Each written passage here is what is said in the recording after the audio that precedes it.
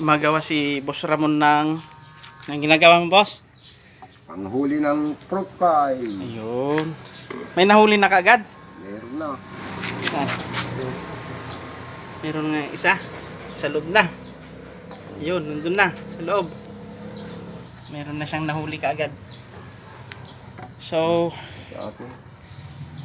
gumawa po kami ng panghuli ng fruit fly. Pati yung isa meron na rin, oh. Dito pa lang sa store natin, gumawa tayo ng trap. May pumasok na. At saka ang dami ng maali-aligid na fruit fly dito. Gagamitin niya sa kanyang ampalaya. So ito yung fruit fly na na-discuss natin noon, yung mga previous video natin na pang ampalaya. Okay? Iba kasi yung fruit fly ng sa bayabas, papaya, mangga. Ibang species ho yun.